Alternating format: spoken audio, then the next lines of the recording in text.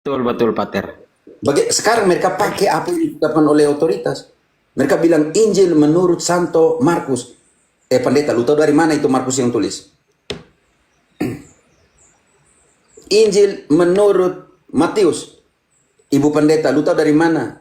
Atau Jesse Maria, lu tahu dari mana bahwa itu Injil ditulis oleh Matius?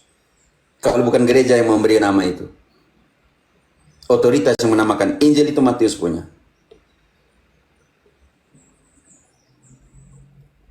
Macamnya seperti itu toh. Makanya Pater Romo Patris tanya, engkau berapa tahun belajar kitab suci? Ya kalau tidak belajar ya sudah, buat apa lagi? Ya, Pater, saya setuju dengan yang tadi Pater sampaikan karena begini, Pater. Injil Lukas dengan Kisah Para Rasul ini penulisnya satu kan, Pater, betul.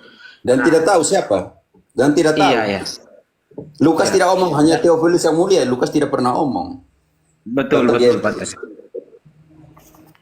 Lalu mereka tahu dari Makanya mana? itu iya, ada peran gereja, gereja yang memverifikasi semua dan menamakan seperti itu, Pater.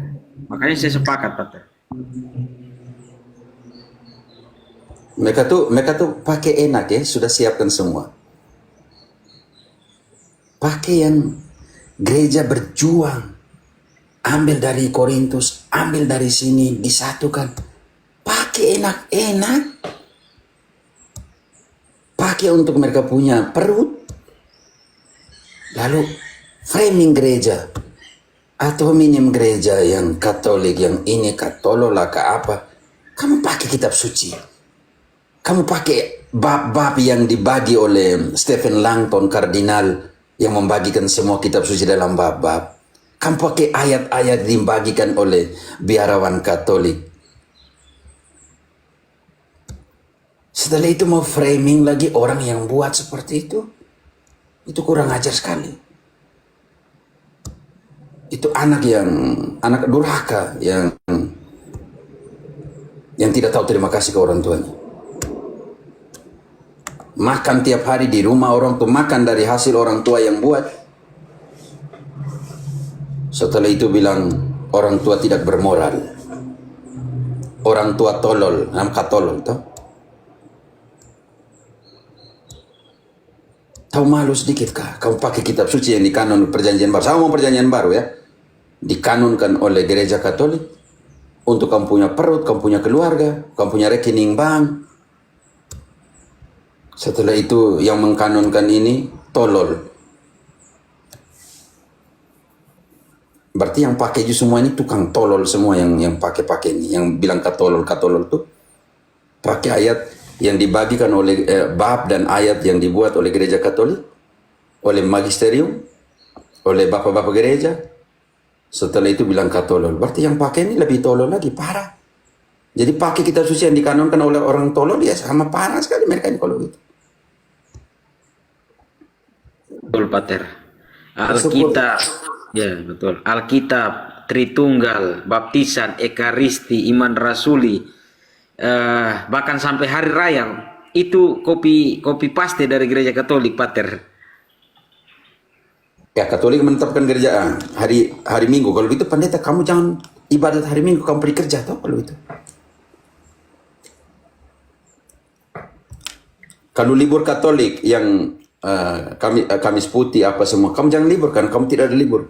Libur Protestan punya yang mana nih? Contoh kecil, libur Protestan punya yang mana?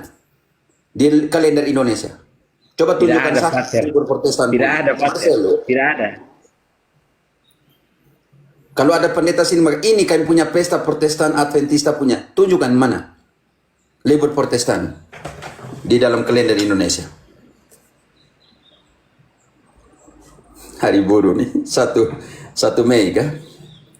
Mereka punya libur tuh 31 Oktober, Halloween, hari setan. Itu tidak dianggap sebagai libur nasional, Pater. Oh, itu tidak nasional kah? Memang Ya, kalau tidak setan dianggap semua. sebagai hari raya libur nasional. Halloween kan tradisi setan toh, jadi siapa yang mau pakai? Hanya digunakan oleh Luther untuk pasang 95 tesis protes.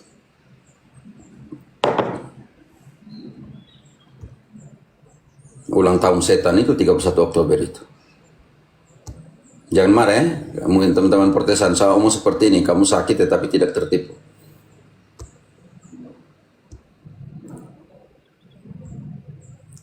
Sudah terlalu lama ya Katolik, apalagi Adi Markus sekarang bilang framing lah Katolik ini perkaus kitab suci. Lu baru lahir kemarin.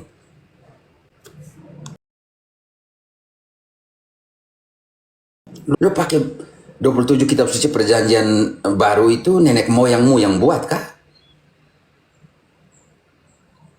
Itu ada yang DM bilang itu tuh, dia bilang Katolik perkaus ini kitab suci dan lain sebagainya. Emang itu lahir di daerahmu itu kitab suci? Ditulis dalam bahasamu? Bapak gereja Hieronymus sudah terjemahkan dengan mati-matian, tidak keluar dari ini Bethlehem, tidak keluar dari ini tempat lahirnya Yesus untuk tulis semua itu. Gua itu tempat kelahiran Yesus, kandang itu. Kamu pakai enak-enak baru kamu framing gereja yang buat kitab suci kemana? Kamu malu sedikit kah?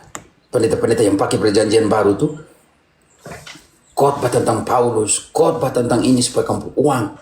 Ternyata Paulus bilang dalam 1 Korintus 9, Lili, 1 Korintus 9 ayat 18. Apa kata Paulus tentang pewartaan?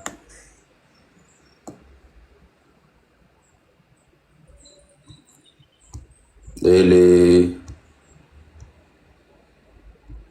Lili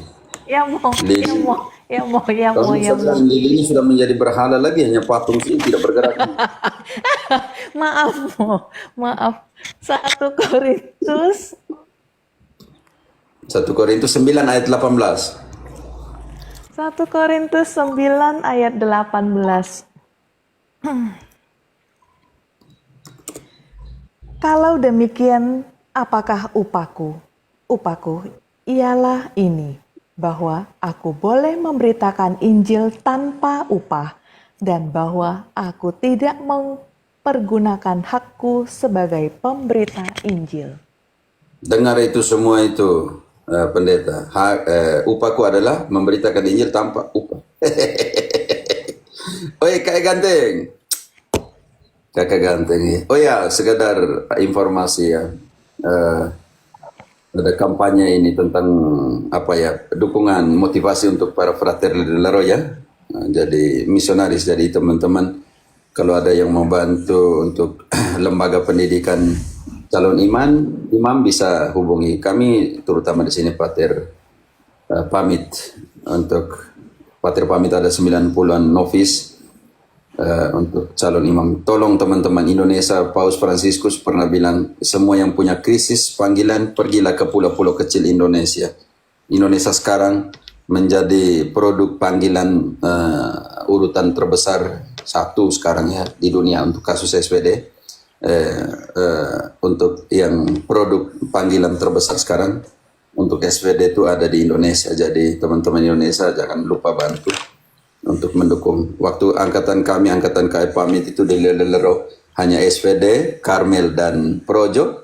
Sekarang sekitar ada 20-an biara yang studi di Lelero. Jadi teman-teman, bantuan doa dan juga dukungan moral dan dukungan yang lainnya untuk calon-calon imam ini. Oke, Kak, selamat ya, Kak, selamat. Julita, apa kabar? Anak cowok. Pater. Ya, Berarti yang tadi 1 Korintus itu mereka pendeta mungkin buta ketika membaca itu ayat, Pater. Dia lewat, tidak Pater. baik. Upahku adalah mewartakan Injil tanpa upah. Oke, Kak Pamit, Michael. Maaf tadi tidak sempat dengar. Siap. Gas. Oke, ada tema kok Kak ya? Ada tema yang Kak dengar di sana Kak? Saya bisa bertanya, saya hebatnya saya dibertanya itu. Oke, Kak tanya seperti apa? Itu, apakah gereja Katolik itu menyembah patung? Pertanyaan pertama. Buktikan secara biblis. Oke, apakah gereja Katolik menyembah patung? Wah, ini pertanyaan yang selalu dipakai. Kita balik pertanyaan Kak. Apakah Protestantisme menyembah berhala? Kita rubah Tidak, pertanyaan. apakah Protestantisme menyembah Alkitab begitu sebenarnya?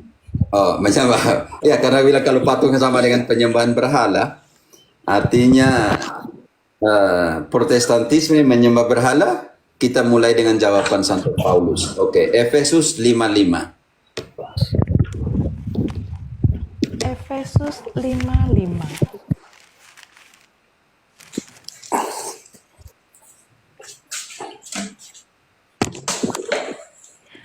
Karena ingatlah ini baik-baik, tidak ada orang sundal, orang cemar, atau orang serakah, artinya penyembah berhala yang mendapat bagian di dalam kerajaan Kristus dan Allah. Oke, kalau kita mau bongkar ayat ini mengatakan bahwa penyembahan berhala itu galang ada di patung atau ada di keserakahan. Di keserakahan, Pater. Oke, kalau itu ada di keserakahan, siapa yang bekerja dengan keserakahan? 2 Petrus bab 2 mulai dari ayat 1. Siapa yang kerja dengan keserakahan? Apakah itu melalui pengajaran atau tidak melalui pengajaran? Kita bongkar. Oke. 2 Petrus 2 ayat 1. Selanjutnya. Sebagaimana nabi-nabi palsu dahulu tampil di tengah-tengah umat Allah, demikian pula di antara kamu akan ada guru-guru palsu. Mereka akan memasukkan pengajaran-pengajaran sesat yang membinasakan. Bahkan mereka akan menyangkal penguasa yang telah menebus mereka. Dan dengan jalan demikian segera mendatangkan kebinasaan atas diri mereka. Banyak orang akan mengikuti cara hidup mereka yang dikuasai hawa nafsu, dan karena mereka jalan kebenaran akan dihujat. Lanjut. Dan karena serakahnya guru-guru palsu itu akan berusaha mencari untung dari kamu dengan cerita-cerita isapan jempol mereka. Tetapi Oke. untuk perbuatan Sekarang pertanyaan mereka saya. itu, Lili cukup. Lili cukup. Baca kembali garis bawahi serakah. Garis bawahi kata serakah tadi. Baca kembali. Siapa yang bekerja dengan keserakahan? Ayat yang sebelumnya. yang ketiga, dan karena serakahnya guru-guru palsu itu akan berusaha mencari untung dari kamu dengan cerita-cerita isapan jempol mereka.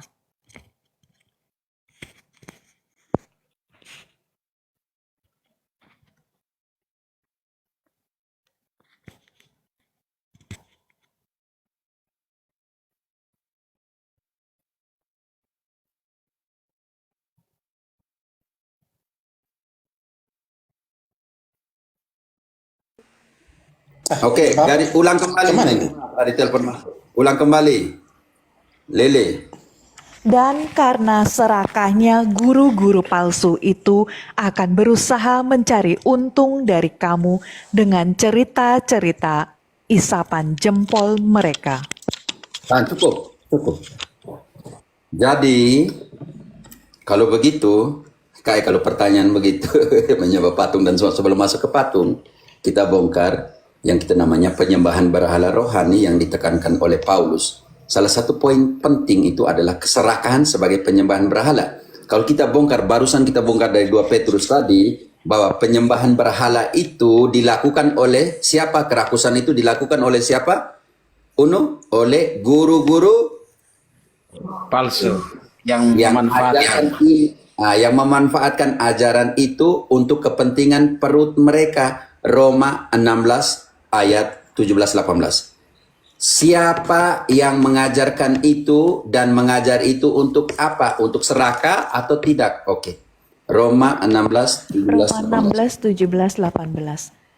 Tetapi aku menasehatkan kamu, saudara-saudara, supaya kamu waspada terhadap mereka yang bertentangan dengan pengajaran yang telah kamu terima, menimbulkan perpecahan dan godaan. Sebab itu, hindarilah mereka. Sebab orang-orang demikian tidak melayani Kristus, Tuhan kita, tetapi melayani perut mereka sendiri. Dan dengan kata-kata mereka yang muluk-muluk dan bahasa mereka yang manis, dan bahasa mereka yang manis, mereka menipu orang-orang yang tulus hatinya. Tahan dulu. Tipunya bagaimana? Pergi ke tanah suci. Jalan-jalan. Lalu sampai di sana, pergi ke situs Katolik. Foto, live, omong tentang situs Katolik. Ada satu pendeta yang pergi ke Amerika Serikat, dia pergi ke Mini Fatima. Foto di belakangnya itu miniatur dari Fatima. Ternyata bukan situs Protestan, jadi penipuan di situ. Penipuan orang jemaatmu yang kecil yang kumpul uang, yang janji iman lah, yang itulah. Kamu pergi ke situs Katolik, itu bukan penipuan. Galang, itu bukan penipuan. Puan, Pater. Itu bukan Di situ pendustaan untuk orang-orang banyak. kecil. Makanya keserakan itu baca kembali tadi. 2 Petrus 2 ayat 3 tadi. Karena serakannya mereka buat apa? 2 Petrus 2 ayat. Yang tadi Nona. Oke. Karena serakannya, garis bawah itu. Iya. Dan karena serakannya guru-guru palsu itu akan berusaha mencari untung dari kamu dengan cerita-cerita isapan jempol mereka. Oke, cari Tapi untung. untuk Cukup. perbuatan Berarti cari mereka untung. itu Lili, cukup. hukuman telah lama tersedia dan kebinasaan tidak akan tertunda. Cukup Lili, setiap ayat kita berhenti. Oke. Jadi Roma dengan kata lain Paulus yang sama untuk isi perut dalam pengertian itu. Kembali serakah. Karena itu Paulus menekankan di Kolose 3 ayat 5 tentang 5 berhala. 5 penyembahan berhala. Sebelum kita masuk sedikit tentang patung, maaf ya masuk melalui penyembahan berhala di dalam konteks perjanjian baru supaya sampai kalau begitu Paulus yang ahli kitab suci perjanjian lama tidak omong tentang patung sebagai berhala. Kenapa Protestan lanjut konsep orang Yahudi tentang berhala atau pesel adalah ilah-ilah lain? Bukan. Apakah Katolik pernah mengatakan orang kudus ini kan punya Allah baru, Maria itu Allah? Tidak pernah. Oke. Kolose 3 ayat 5. Kolose berapa mau? 3 ayat 5. Teman-teman bantu. Oke, yang di bawah ada ya Marcel, engkau punya tugas type. Kolose 3 ayat 5. Karena itu matikanlah dalam dirimu segala sesuatu yang duniawi, yaitu percabulan, kenajisan, hawa nafsu, nafsu jahat, dan juga keserakahan yang sama dengan penyembahan berhala. Kembali lagi serakah. Karena bagaimana dengan keserakahan itu? Mereka putar balikan Injil Kristus atau Paulus dalam 1 Korintus 2 ayat 17 menjual kata aslinya menjual Injil untuk kepentingan sendiri. Sudah dikatakan di sana, oke? 1 2 ayat 1 17 kalau Korintus. tidak 1 Korintus 2 Korintus.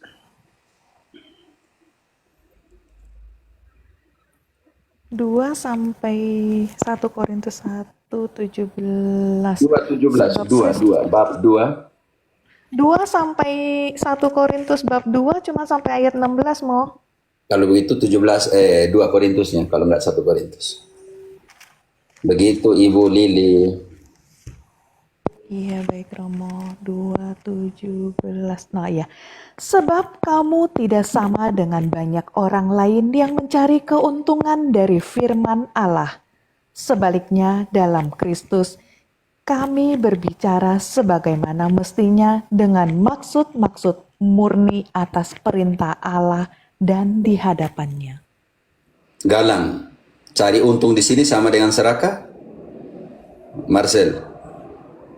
Betul, Pater. Oke. Betul. Kata aslinya bukan cari untung. Kata aslinya menjual firman. Bender la palabra.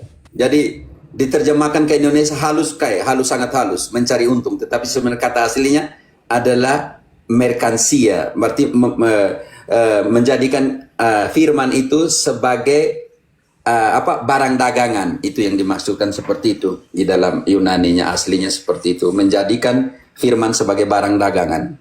Ini yang jadi persoalan. Karena itu saudara dan saudariku yang terkasih, Paulus keras banget. Bagaimana mereka cari tahu cari cara untuk menjual. Dia harus menganggap ibadat sebagai sumber keuntungan, Kai. Itu sudah ditegaskan oleh Paulus dalam 2 Timotius 2 Timotius 6 ayat 5.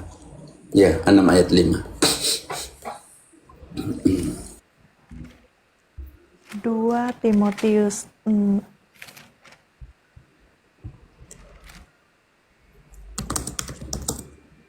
Timotius kali mau. 1 Timotius ya. Timotius Ya. 6 ayat 5. 1 Timotius 6 ayat 5. Percekcokan antara orang-orang yang tidak lagi berpikir sehat dan yang kehilangan kebenaran, yang mengira ibadah itu adalah suatu sumber keuntungan. Harus buat begitu. Ayat 6. Ya, memang benar. Memang ibadah itu kalau disertakan rasa cukup, memberi keuntungan besar. Tetapi Sebab kita ayat- tidak membawa sesuatu. Lili, setiap ayat berhenti dulu, oke? Sekarang ingat pendeta-pendeta. Ingat ayat 7 itu. Kalau mati tidak bawa apa-apa. Baca. Sebab kita tidak membawa sesuatu apa ke dalam dunia, dan kita pun tidak dapat membawa apa-apa keluar. Karena itu tahan dulu. Nanti itu jam tangan namanya apa tuh Kalau dia khotbah pasti harus kasih tunjuk dia. Ini namanya serahkan, kasih tunjuk gitu. Ini kita jam tuh yang jual-jual di toko-toko kecil itu di pinggiran tuh begitu. Sama saja, jam tuh untuk lihat waktu untuk lihat jam berapa, tidak untuk aneh-aneh. Oke. Jadi ada satu pendeta yang mati, bawa semua dia ke rumah kan? Bawa dia ke mobil kan?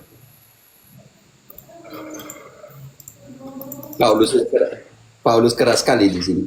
Kalau begitu nanti Rolex yang dia punya itu waktu dia mati siapa yang ambil? Kubur juga kan?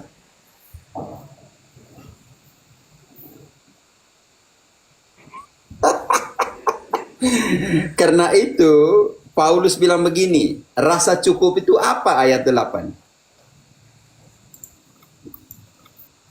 Asal ada makanan dan pakaian, cukuplah.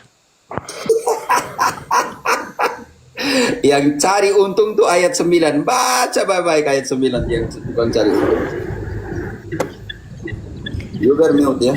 Tetapi mereka yang ingin kaya terjatuh ke dalam pencobaan, ke dalam jerat, dan ke dalam berbagai-bagai nafsu yang hampa dan yang mencelakakan, yang menenggelamkan manusia ke dalam keruntuhan dan kebinasaan. Berapa kali mereka bertengkar antara pendeta, maaf ya, di viti-viti saja di kesian ya, yang tidak mau meninggalkan itu, apa namanya tuh, yang kalau disuruh keluar dari sana tidak mau, terjadi percecokan di dalam aula ibadat. Saya tidak mau bilang gereja itu, bukan gereja.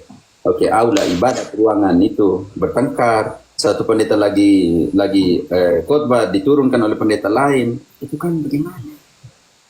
Itu bukan pikir sabda Tuhan, bukan pikir firman Tuhan. Itu pikir apa? Pikir ayat 10-nya. Ini namanya keserakahan. Karena akar segala kejahatan ialah cinta uang. Sebab oleh memburu uanglah beberapa orang telah menyimpang dari iman dan menyiksa dirinya dengan berbagai-bagai duka. Karena apa, Lili? Karena apa, Galang? Karena akar segala kejahatan ialah cinta uang. Sebab Kenapa? Karena itu keserakahan minta uang. adalah penyembahan Kenapa? Karena berapa kali Yesus masuk bait Allah dan di sana ada patung besar.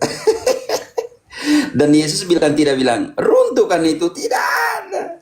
Oke, 1 Raja-Raja 6 ayat mulai dari 22. Kita lihat, apa sih, ada apa sih di bait Allah, oke? Karena itu ingat bahwa tidak ada satupun perjanjian baru omong tentang patung, oke, sebagai berhala, oke? Hanya ada penyembahan berhala spiritual yang Paulus tadi omong di dalam Efesus 5:5 dan di dalam Kolose 3 ayat 5. Sekarang kita harus lihat apa sih isi dari bait Allah itu, karena Yesus nanti banyak kali masuk bait Allah. Dan orang-orang Kristen perdana, gereja perdana masuk bait Allah untuk mengajar, untuk memberitakan Injil tentang Yesus. Dan di sana ada apa? Oke, 1 Raja-Raja 6 mulai ayat 22 ya, kalau tidak salah. Ya, 22. 1 Raja-Raja 6:22. Seluruh rumah itu dilapisinya dengan emas. Ya, rumah itu seluruhnya. Semoga jangan ada pendeta lihat itu. Kalau rumah yang dilapis emas, dia bilang jangan. Itu kestur untuk kan semua, tapi bawa ke satu rumah ya. Saya punya pertanyaan terlalu banyak. Bapak omong saya. Oke, saya omong. Oke. Oke, dilapisi apa? Banyak omong. Seluruh rumah itu dilapisinya dengan emas. Ya, rumah itu seluruhnya. Juga seluruh mezbah yang di depan ruang belakang itu dilapisinya dengan emas. Lanjut. Selanjutnya, di dalam ruang belakang itu dibuatnya 2 kerub dari kayu minyak, masing-masing 10 hasta tingginya. Aduh, besar sekali. Lanjut, kerubim 10 hasta 4,5 meter tingginya dan lebarnya berapa? Sayap yang satu dari kerub itu 5 hasta panjangnya, dan sayap yang lain juga 5 hasta, sehingga dari ujung sayap yang satu sampai ke ujung sayap yang lain 10 hasta panjangnya. 4,5 meter tinggi, 4,5 meter lebar. Dan ada berapa kerub? Lanjut. Lili. Kerub yang kedua adalah 10. Juga kerub yang kedua adalah 10 hasta panjangnya, dan kedua kerub itu sama ukuran dan sama potongan badannya. Ayat 31, di pintu-pintu ada apa? Kayak pakai 1-2 ayat saya kayak. Jangan terlalu banyak.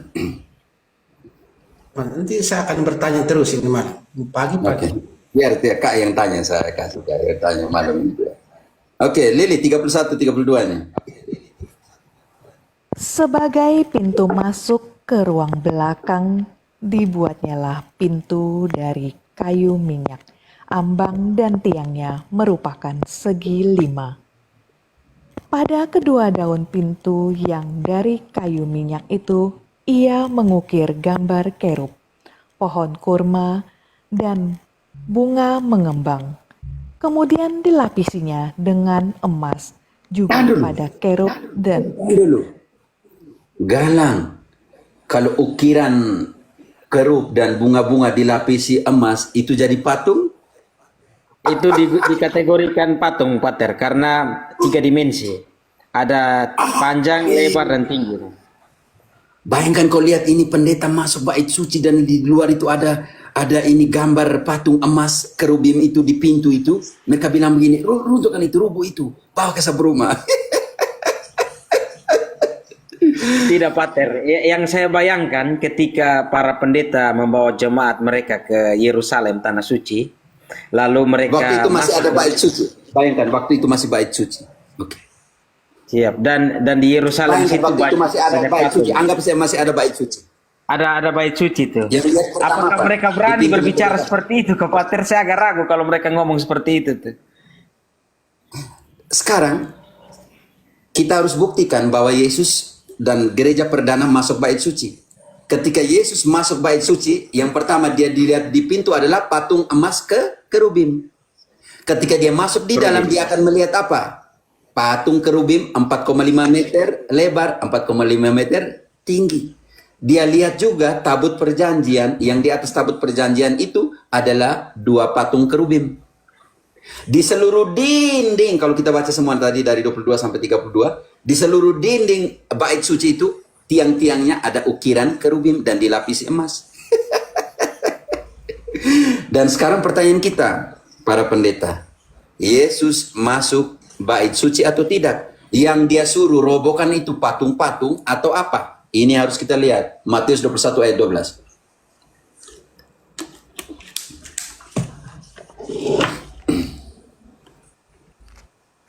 Matius 21 ayat 12. Lalu Yesus masuk ke bait Allah dan mengusir semua orang yang berjual beli Tahan dulu, di Lili. halaman. Pelan-pelan, Lili. Yesus masuk atau tidak masuk tadi bait Allah? Lalu Pertanyaan saya dulu. Masuk. Galang, Yesus masuk atau tidak masuk? Barusan Injil dibaca. Pater, masuk. Masuk. Logika kita yang Masuk, dilihat Pater. pertama adalah patung emas di pintu. Oke? Kerubim. Logika pertama kita. Objek-objek Yesus yang beda. Nah, lalu dia masuk, dia lihat semua dinding dan tiang-tiang bait suci ada ukiran emas, ukiran kerubim dan semua yang dilapisi emas. Itu sangat logika. Kalau dia angkat muka dan dia lihat apa di sana? Dia lihat patung kerubim. Ini logika. Oke. Apakah Yesus ketika dia masuk itu dia bilang semua ini patung-patung itu berhala, runtuhkan semua, atau apa yang dia rubuhkan, apa yang dia banting semua? Baca kembali ayat itu. Lalu Yesus masuk ke bait Allah dan mengusir semua orang yang berjual beli di halaman bait Allah. Ia membalikan meja-meja penukar uang dan bangku-bangku pedagang merpati. Uang lagi, Kak. Uang lagi. Uang lagi. Uang lagi. Karena itu akar dari semua kejahatan adalah cinta akan uang. Yesus tidak suruh banting semuanya itu, Kak. Yesus tidak suruh robohkan itu patung-patung. Angkat, buang itu patung emas dari kerubim itu yang dilapis emas itu. Angkat semua. Tidak. Yesus juru banting ini meja-meja penukar uang. Karena keserakahan adalah penyembahan berhala. Karena cinta akan uang ini adalah akar dari semua kejahatan. Karena itu beberapa saudara kita, orang-orang kita yang dari dalam meninggalkan imannya. Tadi 1 Timotius 6 ayat 10 sudah mengatakan itu. Jadi argumen pertama bahwa tidak benar bahwa Yesus mengatakan dia anti patung. Karena yang dibuat adalah masuk terus bait suci. Mau tahu? Tiap-tiap hari gereja perdana masuk bait suci. Kisah 2 ayat 47. Dan pastikah mereka tidak buta untuk tidak tahu bahwa di sana ada patung kerubim. Ukiran kerubim dari emas dan semuanya. Mereka tidak mungkin tutup mata ketika mereka melihat di sana tabut perjanjian lama dengan 2 kerubim, patung kerubim yang ada di atasnya. Mau tahu berapa kali orang Kristen gereja perdana masuk bait suci untuk mewartakan? Buktikan sendiri. Kisah 2 ayat 47. Kisah 46. Maaf, saudaraku, saudari, 46. Kisah 2:46. Dengan bertekun dan dengan sehati mereka berkumpul tiap-tiap hari dalam bait Allah. Mereka memecahkan roti di rumah masing-masing secara bergilir dan makan bersama-sama dengan gembira dan dengan tulus hati. Berapa hari mereka masuk bait suci? Tidak, baca kembali. Dengan bertekun dan dengan Romo. Dengan bertekun dan dengan sehati. Tidak. Saya tidak suruh 47, 46. Berapa hari 46 mereka ini. masuk bait suci, ini yang saya kira saya mau tunjukkan. Orang gereja perdana masuk bait suci, dan ketika mereka masuk bait suci pasti mereka melihat semua yang ada dalam. 46-nya hanya 46 non. Ya. Dengan bertekun dan dengan sehati mereka berkumpul tiap-tiap hari dalam bait Allah. Di mana? Tiap-tiap hari dalam bait Allah. Saya salah dengar tadi Kak. Di mana? Di mana? Tiap-tiap hari dalam bait Allah.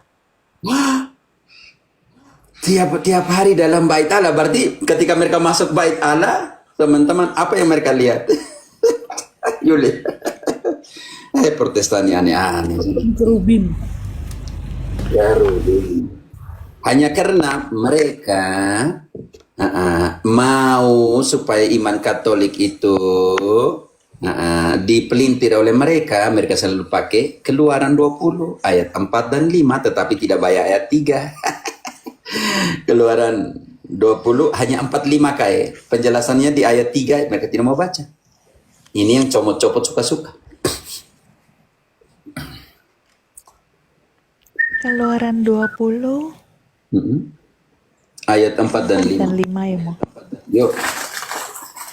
Jangan membuat bagimu patung yang menyerupai apapun yang ada di langit di Lili, atas. tahan dulu. Atau Ya, tahan dulu. Mereka punya garis bawah itu, jangan membuat padamu, jangan memiliki patung. Selesai, hanya itu saja. Tapi tidak tahu patung itu siapa punya, itu yang mereka tidak baca. Oke, jelaskan dulu. Lili, maaf, baca dulu. Jangan ada padamu atau jangan membuatmu patung. Nah, ini yang terjemahan bahasa Indonesia yang paling parah nih. Patung. Oke, nanti saya sandingkan ke Spanyolnya. Lili baca lagi. Jangan membuat bagimu patung yang menyerupai apapun yang ada di langit di atas, atau yang ada di bumi di bawah, atau yang ada di dalam air di bawah bumi.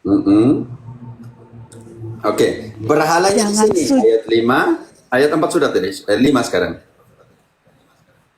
Jangan sujud menyembah kepadanya atau beribadah kepadanya, sebab Aku, Tuhan Allahmu, adalah Allah yang cemburu, yang membalaskan kesalahan bapa kepada anak-anaknya, kepada keturunan yang ketiga dan keempat dari orang-orang yang membenci Aku. Oke, tahan dulu. Kai, ada persoalan di terjemahan ya, Kai.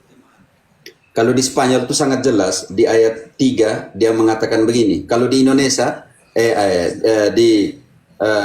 ayat 3-nya nggak dibaca ya, Kai. Ini jadi persoalan di Indonesia. Dari pendeta-pendeta, mereka baca ayat 4 dan 5. Ternyata 4 dan 5 itu menjelaskan ayat 3. Ayat 3-nya seperti apa?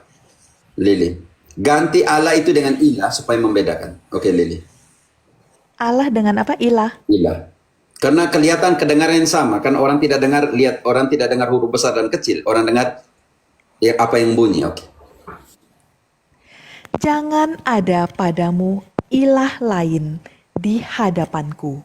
Oke, jadi patung dan gambar yang dibawa itu ada dua hal. Di dalam terjemahan asli, ayat 4-nya dibaca ulang. Jangan membuat bagimu patung yang menyerupai apapun yang ada di langit di Di atas. sini ada penghapusan satu frase penting sekali. Kalau dalam bahasa Spanyol itu sangat penting. Jangan membuat, jangan aras, no te aras, artinya akan, kayak akan, oke?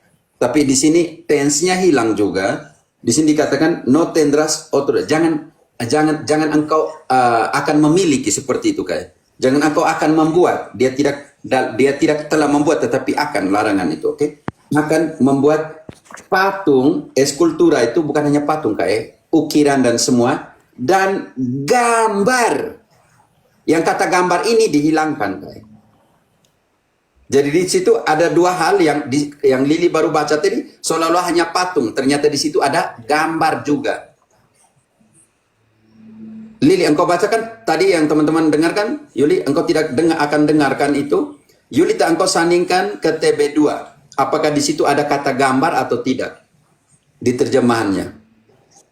Karena ini juga ada tendensi takutnya kecemasan tendensi dari Lai juga menghilangkan. Kalau begitu gambar bisa foto bisa.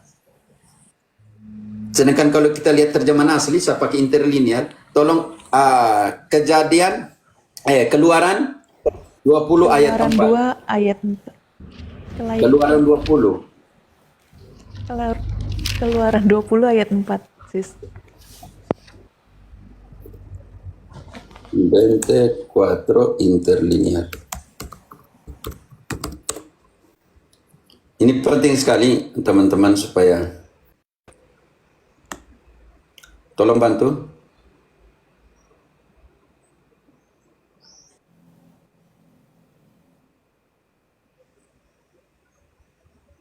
Halo? Lili atau siapa? Yuli. Lili tidak ada TB2. Oh, TB2, sis.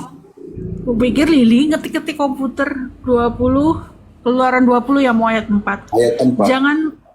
Jangan membuat bagimu berhala yang menyerupai apapun yang ada di langit, di atas, atau yang ada di bumi, di bawah, atau yang ada di dalam air di bawah bumi. Oke, TB2 merangkumkan dari penjelasan ayat 3, baca ayat 3-nya. Jangan ada padamu ilah lain di hadapanku. Oke, lalu ayat 4 TB2 merangkum dua hal itu, patung dan gambar sebagai berhala Karena kalau di Lili tadi ayat 4-nya mengatakan patung saja Ternyata di terjemahan asli di Ibrani ada dua, gambar dan patung sebagai berhala. Tetapi diterjemahkan di kitab suci yang baru ini ada semuanya. Ini kitab suci untuk studi ya teman-teman. Ini penting sekali. Jadi persoalan ada di sini di terjemahan Indonesia seolah-olah situ hanya patung. Karena itu setiap kali Protestan masuk Komal Katolik dan omong tentang patung, berhala, patung itu berhala, patung itu berhala, ternyata di sini omong dua hal, patung dan gambar foto dan semua. Kalau begitu tidak boleh miliki foto orang punya. Kalau foto juga sebagai berhala, kan dalam bahasa asli ini penting sekali, dia menggunakan dua kata, imahen adalah gambar dan patung dan berhala. Jadi ada dua hal sini. Kalau begitu jangan ada padamu patung, gambar dan semuanya nggak boleh Foto nggak boleh, semuanya nggak boleh. Lalu pertanyaan saya di sini untuk Gemini dan kawan-kawan, di mata uang 100.000 ada gambarnya siapa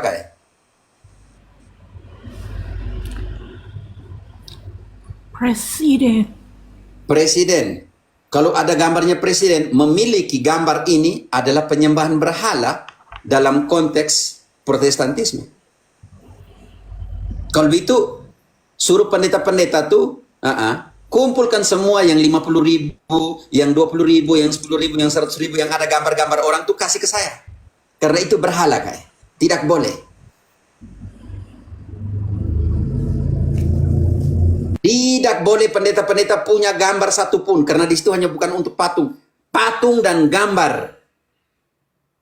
Artinya semua yang ada gambar manusia, pendeta kasih ke kami semua kalau begitu, karena 100.000 ada gambar orang, 50.000 ada gambar orang, 20.000 ada gambar orang, 10.000 ada gambar orang, 5.000 juga 5.000 juga ada gambar orang. Kita mau tunjuk, oke. Uang dolar juga ada gambar orang. Perpuluhan habis. Iya, habis karena ada gambar. Jadi kalau semua gambar dan patung adalah berhala, maka pendeta semua miskin karena di gambar, di uang-uang itu ada gambar. Ada gambar, imahen, gambar.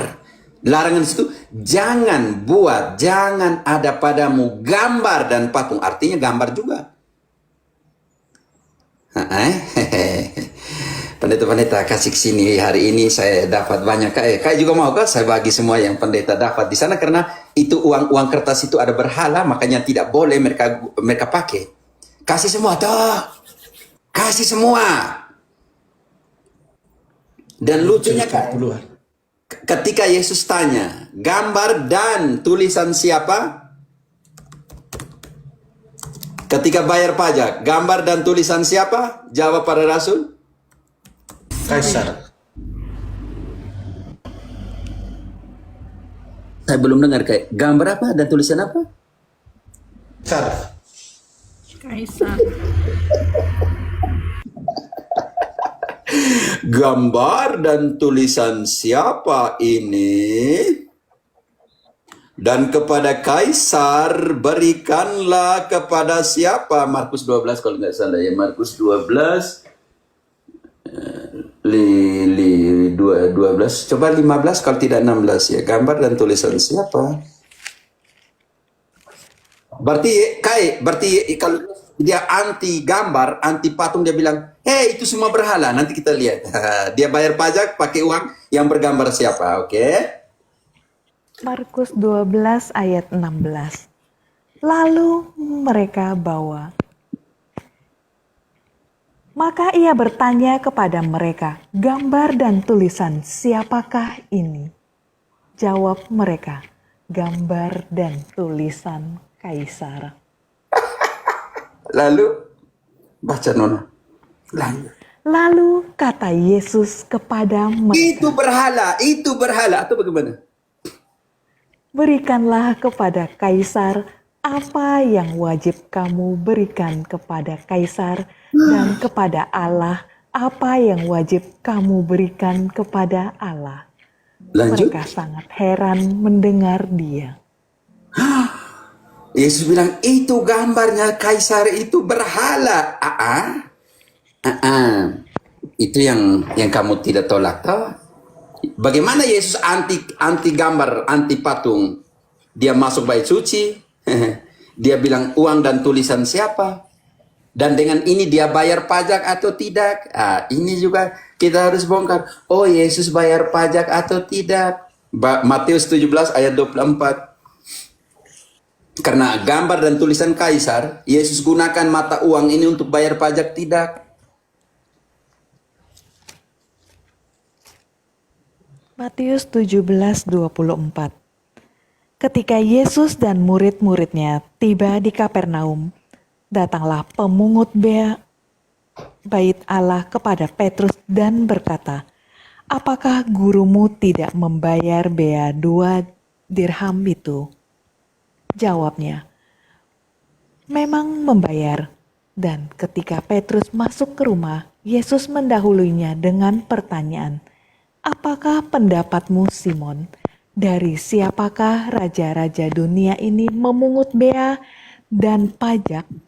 Dari rakyatnya atau dari orang asing?" Jawab Petrus, "Dari orang asing." Maka kata Yesus kepadanya, "Jadi bebaslah rakyatnya. Tetapi supaya jangan kita menjadi batu sandungan bagi mereka, pergilah memancing ke danau, dan ikan pertama yang kau pancing, tangkaplah, dan bukalah mulutnya. Maka engkau akan menemukan mata uang 4 dirham di dalamnya. Ambillah itu dan bayarkanlah kepada mereka, bagiku dan bagimu juga." Mata uang tadi bergambar siapa? Bergambar siapa, Lili Yuli? Bergambar Kaisar. Kaisar. Yesus bayar pajak dengan uang, mata uang yang bergambar Kaisar? Iya. Ya. Kalau gitu bagaimana kayak Yesus anti ini berhala, patung, gambar? Aduh, ini maka hasil dari comot-copot itu. Macam mereka orang Yahudi sih ya kak. Itu jadi kira-kira seperti itu kak. Karena itu harus dibedakan ketika orang Yahudi menggunakan dua kata yang berbeda. Pesel untuk berhala, patung gambar sebagai berhala, dan teselem atau pituats, gambar patung sebagai ornamen liturgis kak. Yang ditaruh di tempat-tempat mereka melakukan penyembahan kepada Allah, seperti bait suci contohnya. yang barusan kita baca. Ada kerubim, ada bayangkan sampai di tabut perjanjian lama ada 2 kerubim, ya, dan tabut perjanjian lama itu dinamakan Allah yang bertakhta di atas kerubim. Jadi ini yang harus dilihat dalam konteks ini. Jadi semoga teman-teman Protestan. Ada pertanyaan lanjutannya. Oke, lanjut Kak. Saya ada catat di sini. Penjelasan Pater tadi itu pertanyaan sederhana. Iya, karena itu Bagaimana pendapat Pater?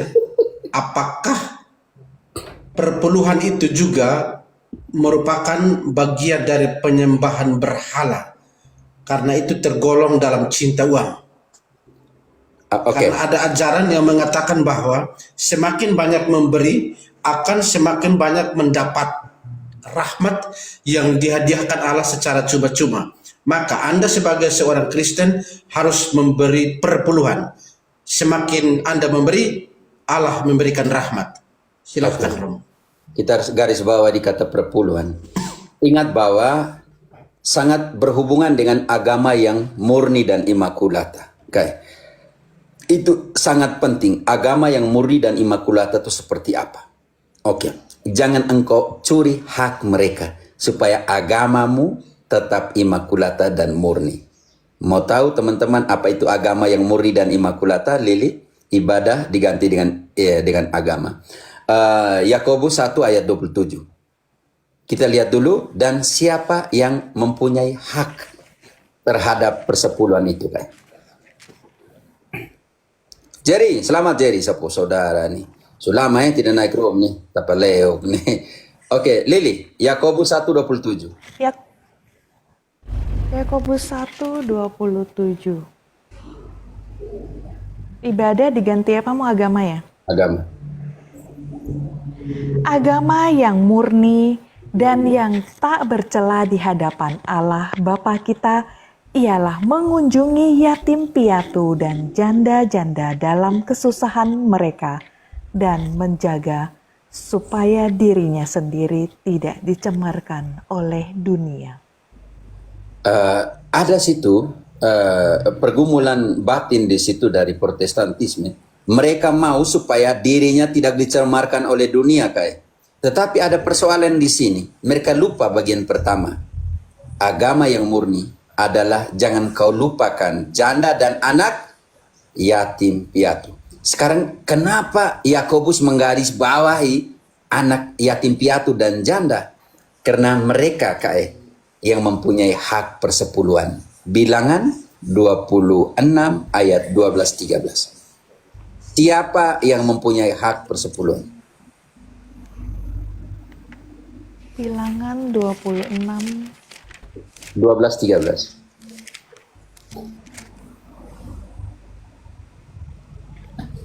Bilangan 26, 12, 13. Bani Simeon, menurut kaum ulangan, mereka. Maaf, ulangan.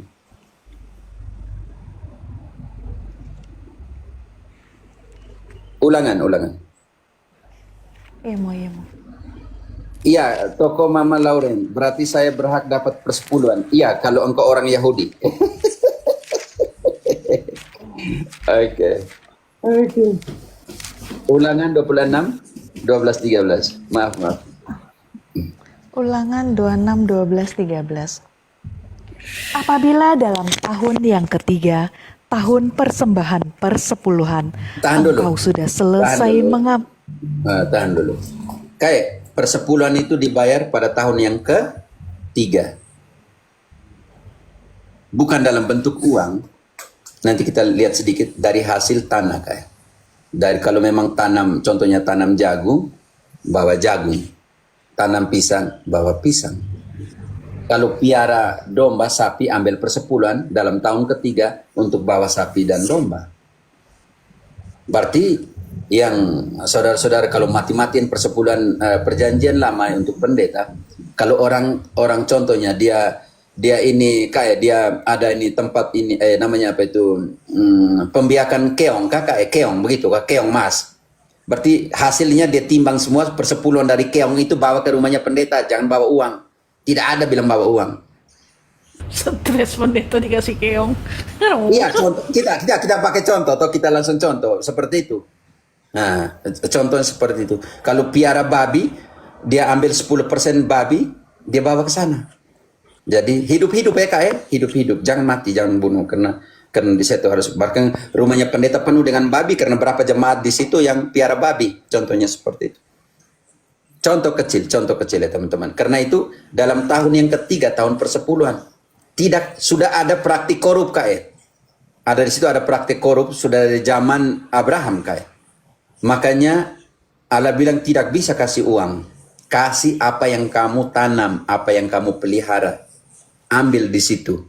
Contohnya orang jauh ya teman-teman, yang contohnya di jauh lah, di Bethlehem, di Nazaret, jauh untuk ke Yerusalem. Mereka bisa jual di sana kayak uangnya ketika mereka masuk bait suci, bait Allah di Yerusalem, mereka beli dengan uang yang mereka jual, mereka harus beli kembali binatang yang mereka jual, tapi karena takut pikulnya terlalu lama dari Nazaret, dari semua itu Bethlehem, jadi di Yerusalem mereka beli lagi kayak dengan uang yang mereka jual di sana untuk persepuluhan. Oke, teman-teman. Jadi dalam tahun ketiga, satu pendeta pun berani mengatakan bahwa persepuluhan dengan uang, saya mau lihat di muka di sini. Dia bilang persepuluhan itu biblis dalam konteks perjanjian baru, saya mau lihat dia muka di sini. Persepuluhan itu milik pendeta, saya mau lihat dia punya muka di sini. Di sini. Oke, dalam tahun yang ketiga, Lini. Apabila dalam tahun yang ketiga, tahun persembahan persepuluhan, engkau sudah selesai mengambil segala persembahan persepuluhan dari hasil tanahmu, maka haruslah engkau memberikannya kepada orang Lewi, orang asing, anak yatim, dan kepada janda, supaya mereka dapat makan di dalam tempatmu dan menjadi kenyang. Di sini ada kecemaran dan keserakan. Engkau mencemari bait Allah. Kenapa? Karena engkau mencuri, bukan hakmu. Karena itu hak persepuluhan itu diberikan kepada orang Lewi, imam Lewi. Dan imam mengambil 1% atau 0, berapa persen diberikan kepada Kohen, keturunan Harun, imam. Jadi itu saya tidak mau sistem persepuluhan di sini masuk. Tetapi dia bilang untuk orang Lewi, untuk orang asing, untuk orang ya anak yatim piatu, dan untuk janda. Karena itu keserakan itu ada di sini kayak mengambil yang bukan hakmu. Kalau kayak bilang tadi, apakah persepuluhan juga menjadi penyembahan berhala? Karena dia sudah masuk ke dalam keserakan kayak mengambil sesuatu yang bukan hakmu, bukan lagi agama yang murni dan imakulata. Karena agama yang murni dan imakulata, perhatikan hak janda dan anak yatim piatu. Karena itu, sampai kepada keserakan, karena persepuluhan itu bukan dalam uang, kayak. Ketika engkau mengambil sesuatu seperti ini, hasil panen, hasil ternak, maka engkau sudah menggantikan apa yang Tuhan bilang. Berarti kenapa? Karena ego dan keserakahanmu. Ayat tadi 12, 13, Nona. Dan haruslah engkau berkata di hadapan Tuhan Allahmu, telah kupindahkan persembahan kudus itu dari rumahku, juga telah kuberikan kepada orang Lewi, kepada orang asing, anak yatim, dan kepada janda, tepat seperti perintah yang telah kau berikan kepadaku. Tidak kulangkahi atau kulupakan sesuatu dari perintahmu itu. Telah kuberikan kepada orang Lewi, telah kuberikan kepada janda, telah kuberikan kepada anak yatim piatu, telah kuberikan kepada orang asing. Tapi taruhnya di mana? Taruhnya di bait suci. Bukan taruhnya di rumah pendeta. Dan pertanyaan saya, serakah adalah mengambil hak yang bukan haknya, Kai. Apakah itu golongan yang serakah, Kai? Karena serakah adalah mengambil sesuatu yang bukan haknya, itu akan dihukum. Maleaki yang sama, 3, mereka pakai ayat 7 sampai 10, kita baca ayat yang mereka pakai, lalu kita kembalikan kepada ayat 5. mereka yang melanggar itu, yang mencuri hak yang bukan haknya, akan dihakimi, dihukum oleh Allah. Kita lihat, kita kasih senang sedikit yang praktik persepuluhan itu. Karena mereka selalu ambil dari sini kayak Maleakhi 3 ayat 7 sampai 10. Tuhan akan membuka kutub-kutub langit dan menurunkan hujan. Nah, kayak kalau kalian bayar persepuluhan. Nah, ini ayat andalan mereka punya.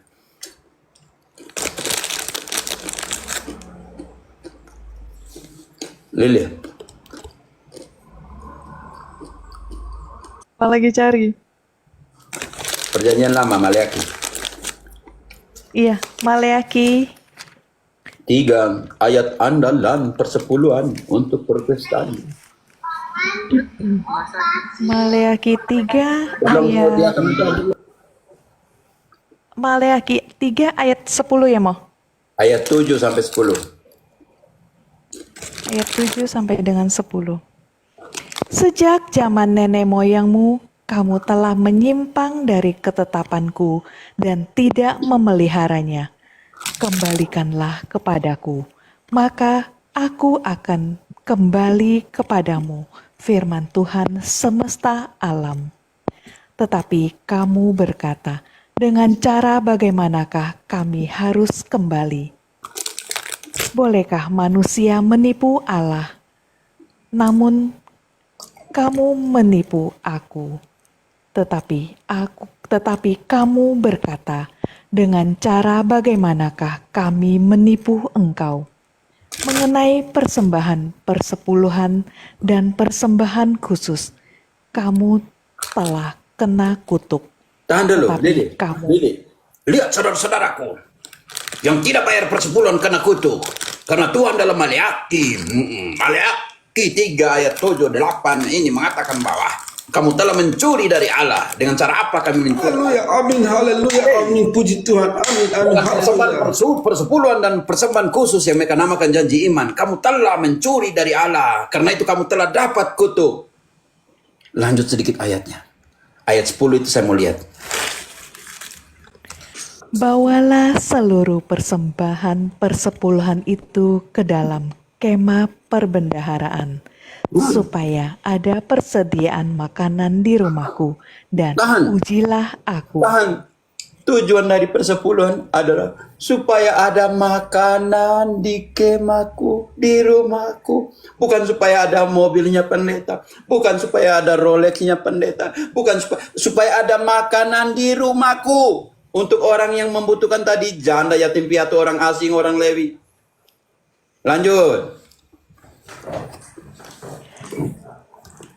Dan ujilah aku, firman Tuhan semesta alam, apakah aku tidak membukakan bagimu tingkap-tingkap langit dan mencurahkan berkat kepadamu sampai berkelimpahan. Orang yang mencuri dari orang asing, yatim piatu, dan janda dijelaskan oleh ayat 5. Apakah Tuhan akan menghukum dan menghakimi mereka? Baca ayat 5-nya. Pendeta baca ayat 5, jangan dari 7 sampai 10. Kamu kena kutuk karena tidak bayar persepuluhan. Baca ayat 5. Yang mencuri dari janda, yang memeras dari anak yatim piatu, dari orang asing, mengesampingkan orang asing, dari haknya mereka persepuluhan ini akan dihukum oleh Allah. Ayat 5-nya. Aku akan mendekati kamu untuk menghakimi dan akan segera menjadi saksi terhadap tukang-tukang sihir, orang-orang berzina, dan orang-orang yang bersumpah dusta, dan terhadap orang-orang yang menindas orang upahan, janda, dan anak piatu, dan yang mendesak ke samping orang asing dengan tidak takut kepadaku, firman Tuhan semesta alam. Oke, yang pertama, persepuluhan dalam konteks orang Israel mencuri dari Tuhan. Yang kedua, ayat 5, Allah akan menghukum mereka yang mencuri dari orang yang memiliki hak persepuluhan. Mencuri, menindas janda, menindas anak yatim piatu, menindas orang asing, karena mereka mempunyai hak persepuluhan, juga akan dihukum oleh Allah. Itu konteks perjanjian lama, Kai.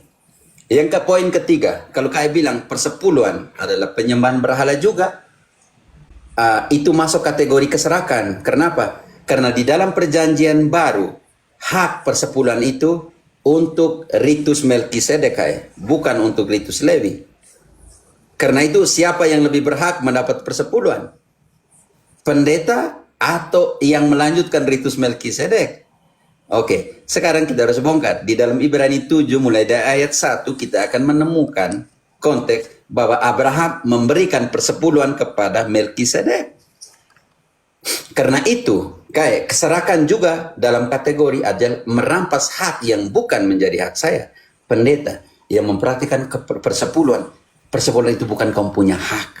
Hak dari dalam perjanjian lama konteks Imam Lewi, Imam Harun. Dan yang kedua, di dalam perjanjian baru, kalau kita mau sandingkan ke dalam konteks Melkisedek dan Abraham, maka yang berhak mendapat persepuluhan adalah imam-imam yang meneruskan ritus Melkisedek. Tapi kita lihat dulu konteks. Abraham memberikan persepuluhan kepada siapa?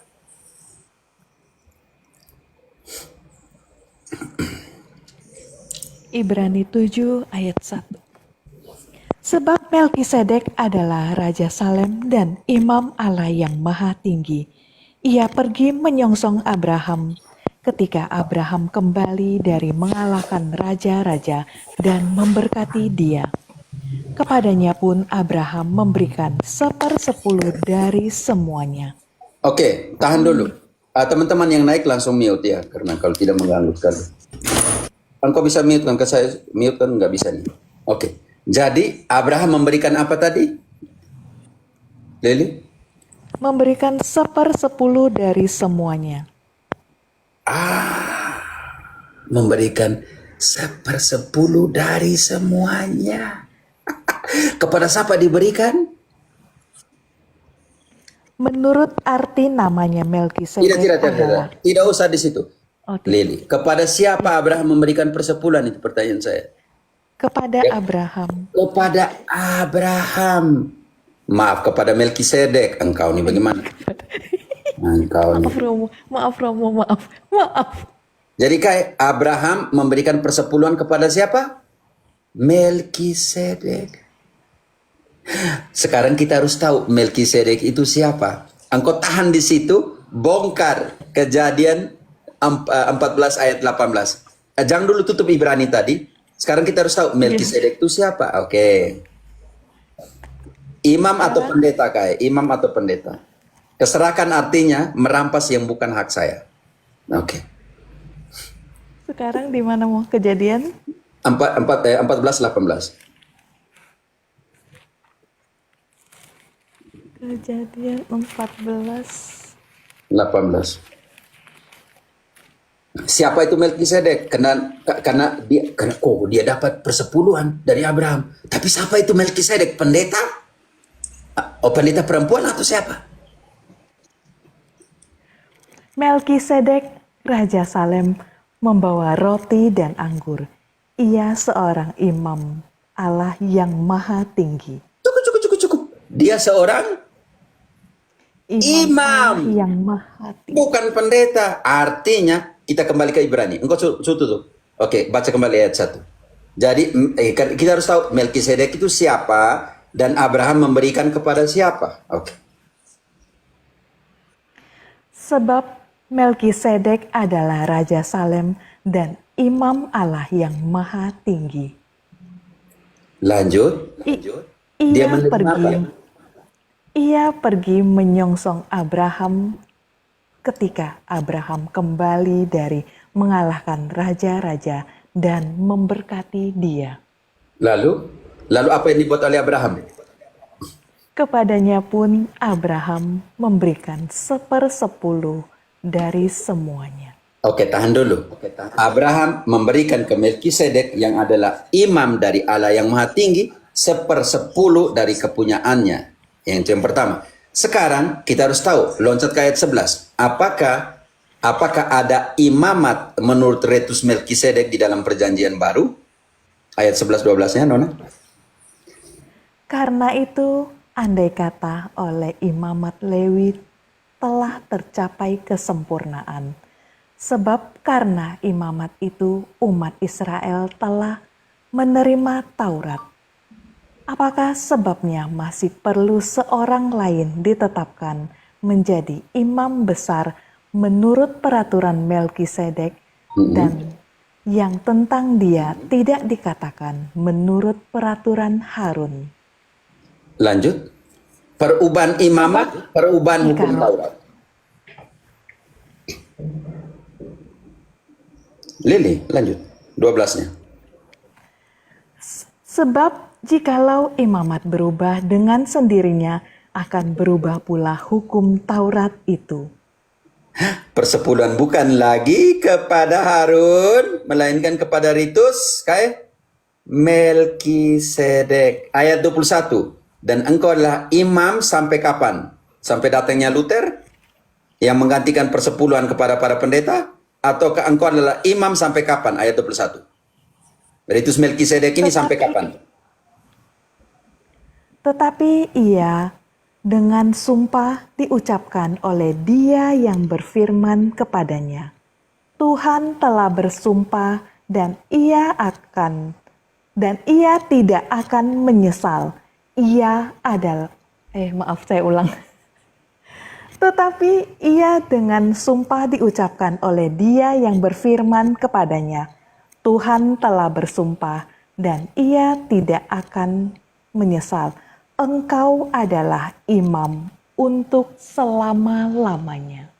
Artinya, dalam konteks ini saudara-saudariku Katolik atau Protestan yang mendengar, keserakan para pendeta adalah yang mempraktikkan persepuluhan adalah mengambil sesuatu yang bukan menjadi hak mereka. Yang mempunyai hak persepuluhan di dalam perjanjian baru adalah imam menurut ritus Melkisedek. Tetapi imam-imam Katolik menurut ritus Melkisedek tidak pernah memaksa orang untuk membayar persepuluhan walaupun dia punya hak biblis teologis di dalam kitab suci. Sekarang pertanyaan saya untuk Protestan yang selalu atau ex-Protestan yang selalu bayar persepuluhan kepada para pendeta, pertanyaan saya, kamu juga telah terlibat di dalam keserakahan karena kamu memberikan kepada orang yang bukan mempunyai hak persepuluhan. Dan para pendeta, kalau pertanyaan kaya, persepuluhan itu juga adalah penyembahan berhala. Di dalam hal ini adalah keserakan karena para pendeta memakan, mengambil dan mencuri hak yang bukan mereka punya. Begitu kaya? Kalau dalam konteks kesimpulan seperti itu, karena dalam pengertian keserakan, serakah artinya saya buat sesuatu, ambil sesuatu yang bukan menjadi hak saya. Itu juga kategori serakah. Siap.